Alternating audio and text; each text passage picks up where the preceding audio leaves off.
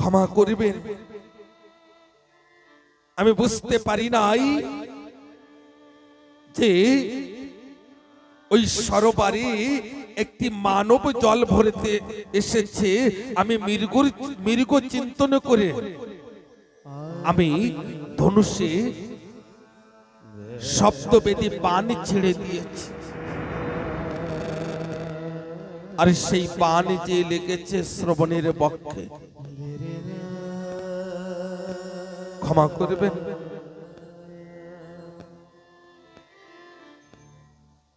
এমন সময় শ্রবণের পিতা তিনি বলছেন, হে রাজা দশরথ, এখন তুমি বলো, এখন আমার শ্রবণে কেমন আছে? বাবা, আজকে রাজা দশরথ তিনি বলছেন, যে সময় শ্রবণ শরীর ছেড়ে দিয়েছেন, মা বাবা বলে কান্না করতে করতে শ্রবণে তিনি শরীর ছেড়ে দিয়েছেন।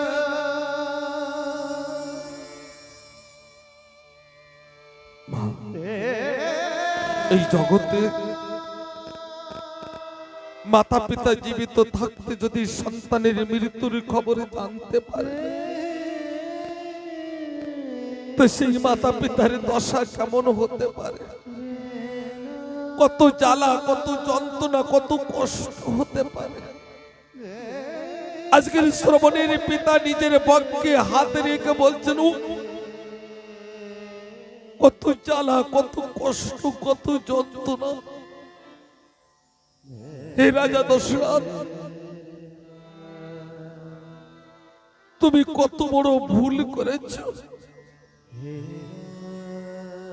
আমরা স্বামী স্ত্রী দুইজন অন্ধ, এই জগতে শ্রবণে বিনু, আমার সন্তানে বিনু তো আমাদের আর কেউ নাই। কে আমাদের তীর্থ দর্শন করিয়ে দেবে? রাজা দশরথ বলছেন, আমি করিয়ে দেব।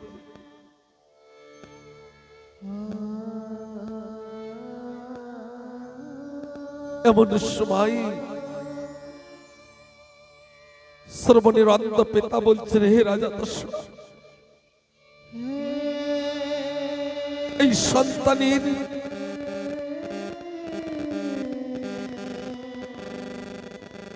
মৃত্যু খবর শ্রবণে করে যে কত কষ্ট পেয়েছি, কত যন্ত্রণা পেয়েছি, তুমি কি জানবে?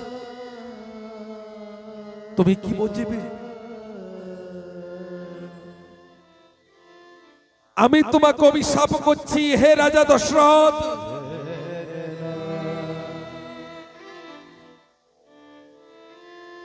তোর ঘরে 4 পুত্র থাকতে ওই পুত্র শোকেই তুই শরীর ছেড়ে দিবি।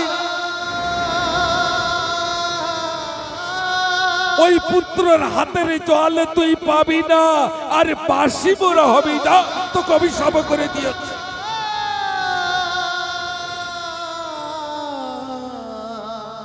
আর আজকে আমি যেমন যন্ত্রণা পেয়েছি, কষ্ট পেয়েছি না, এমন কষ্ট, এমন যন্ত্রণায় তুই শরীরই ছেড়ে দিবি।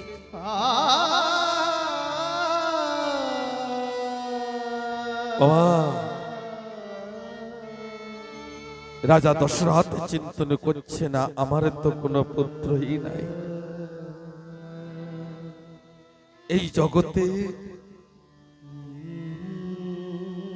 সাধুগুরু বৈষ্ণবের আশীর্বাদ, মাতা পিতার আশীর্বাদে কখনো বিফলে যায় না।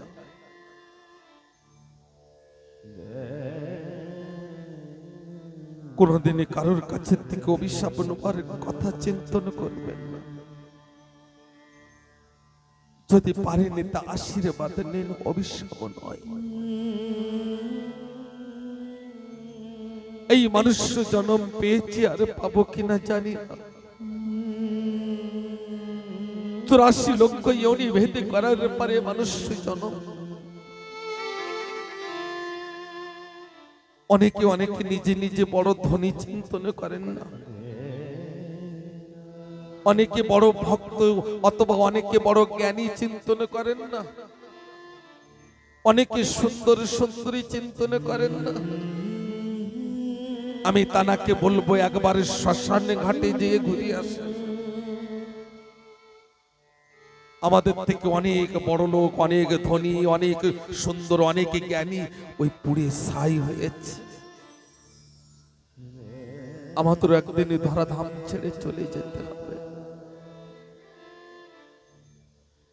আর এই মানবের গুণ আর অবগুণে কবে ফুটে ওঠে জানেন? যেদিন এই মানব শরীরই ছেড়ে দেন। জীবিত থাকতে কৃষ্ণকে কেউ ভগবান মানেননি।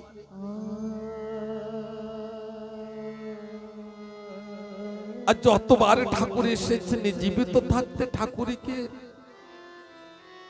কেউ সম্মান করে, তেমনি এই মানব জীবিত থাকতে না অনেকে জানতেই পারেন না। যেদিন শরীর ছেড়ে দেন না সেদিনই জানতে পারবেন। অনেকে মাতা পিতা জীবিত থাকতে খেতে দেন না,